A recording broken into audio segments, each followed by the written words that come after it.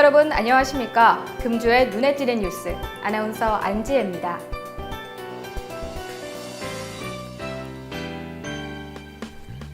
올해 상장기업의 중간 분기 배당 규모가 9조 원을 넘은 것으로 집계됐습니다. 금융감독원에 따르면 올 들어 54개 상장기업이 9조 1천억 원 규모의 중간 분기 배당을 실시한 것으로 나타났는데요. 기업 수로는 지난해보다 3개가 늘었지만 배당 금액은 4조 5천억 원, 95.9%나 증가했습니다. 이 가운데 코스피 상장기업 36개사가 작년보다 4조 5천억 원 늘어난 9조 556억 원을 배당했는데, 이는 삼성전자의 분기 배당이 지난해 2조 9천억 원에서 올해 7조 2천억 원으로 4조 3천억 원이나 늘었기 때문인 것으로 나타났습니다. 코스닥 상장기업은 18개사가 504억 원의 배당을 실시해 지난해보다 49억 원 늘었습니다. 올해 중간 분기 배당을 한 상장기업은 제도를 채택한 전체 상장기업 1,038개의 5.2% 수준이었습니다.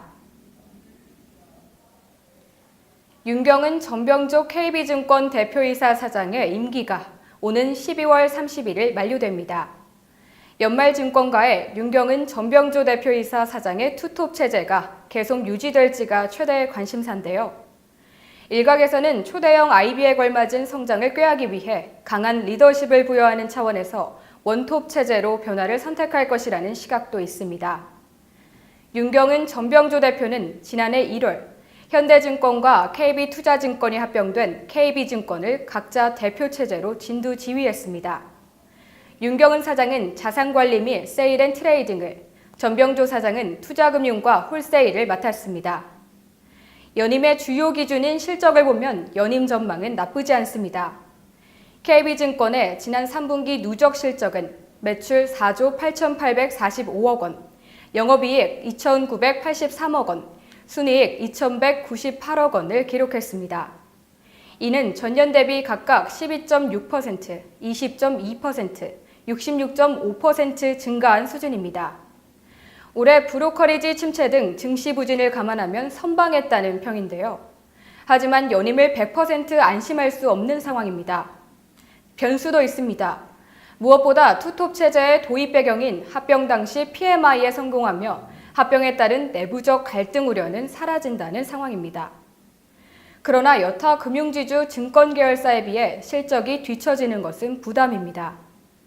지주 라이벌인 신한금융 계열사인 신한금융투자는 3분기 누적 순이익은 약 2,300억 원으로 전년 대비 46.3% 급증했습니다.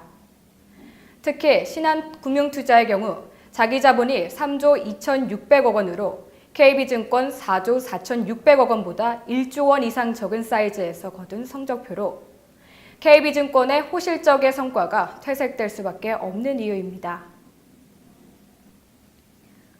삼성전자 나이지리아 법인이 애플의 아이폰으로 갤럭시 노트 9 홍보글을 트위터에 올려 구설수에 올랐습니다. 이에 삼성 나이지리아 법인은 트위터 계정을 삭제했는데요. 삼성의 나이지리아 트위터 계정은 삼성 갤럭시 노트 9의 슈퍼 아몰레드 디스플레이를 방송한 트위터를 공유했습니다. 기술평론가 MKBHD가 이 트윗을 발견했습니다. 그러나 이 트윗에 게재된 글은 아이폰으로 작성해 문제가 됐는데요. 삼성전자 나이지리아 법인이 아이폰으로 갤럭시 노트 9을 홍보했기 때문입니다.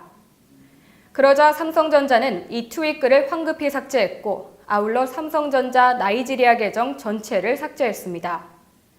한편 당시 게재된 내용은 아이폰 XS 맥스의 6.5인치 OLED 디스플레이가 갤럭시 노트 9보다 우수하다는 평가의 글이었습니다. 카타르가 석유 수출국 기구에서 탈퇴를 선언했습니다. 사드 알카비 카타르 에너지 장관은 카타르의 국제적 역할을 증진하기 위해 오펙을 탈퇴한다고 밝혔습니다. 카타르의 원유 생산량은 올 10월 기준으로 하루 평균 61만 배럴인데요. 오펙 최대 산유국인 사우디아라비아의 5% 정도입니다. 산유량이 적은 만큼 카타르의 탈퇴가 오펙의 영향력에 당장 결정타를 줄 것으로 보이지는 않는데요. 문제는 오펙의 상징성이 흔들린다는 점입니다. 모든 석유 수출국들의 의사를 대변해온 석유 카르텔로서의 위상이 타격을 받을 수 있습니다. 카타르는 원유 외에 액화 천연가스를 많이 생산하고 있습니다. 세계 최대 액화 천연가스 생산국이 바로 카타르인데요. 액화 천연가스가 원유를 대체할 수 있는 만큼 원유 수급 물량을 조절해온 오펙으로서는 신경 쓰이지 않을 수 없습니다. 카타르의 오펙 탈퇴에는 사우디와의 불편한 관계도 한 요인으로 작용했습니다. 사우디는 지난해 테러 단체를 지원한다는 이유로 카타르에 대한 단교 봉쇄 조치를 주도했습니다. 카타르가 친이란으로 돌아선 데에 대한 보복인데요. 카타르 탈퇴가 아니더라도 국제 유가와 관련한 오펙의 영향력은 이미 많이 줄었습니다. 최근에 국제 원유 시장은 오펙 결정이 아닌 빅3, 즉 미국, 러시아, 사우디의 절대적 영향력에 좌우되는 추세입니다. 삼성전자의 중과 고퀄리티 폰 갤럭시 A8s 폰과 화웨이의 노바4 폰이 이달 중순 세계 최초의 인디스플레이 카메라 폰, 이른바 피어싱 폰 발표회를 갖고 정면 승부를 선언합니다. 인디스플레이 카메라 폰은 디스플레이 아래를 파서 카메라를 넣음으로써 몸체 대비 화면비를 늘린 스마트폰인데요. 삼성과 화웨이는 세계 최초의 인디스플레이 카메라 폰을 상용화하기 위해 치열한 경쟁을 벌이고 있습니다. 삼성전자는 10일 베이징에서 공식 제품 발표회를 가지며 화웨이는 17일 후난성 창사시에서 발표를 갖습니다. 삼성 갤럭시 A8s와 화웨이 노바4는 이달 중순 각각 중국 발표 이후 이른 시일 내에 전 세계 시장으로 출시될 전망입니다. 물론 화웨이의 경우 이 인디스플레이 카메라 폰이 미국 시장에 상업용으로 출시된다는 보장은 없는데요. 갤럭시 S10은 더 이상 갤럭시 A8s와 동일하지는 않겠지만 그럼에도 불구하고 동일한 펀치홀의 미학을 적용할 것으로 보입니다. 화웨이의 차기 주력작 P30의 경우 지금까지 놀라울 정도로 소문이 나오지 않고 있습니다. 하지만 삼성의 중급 피어싱 폰과 주력 폰처럼 유사하게 나올 것으로 예상됩니다.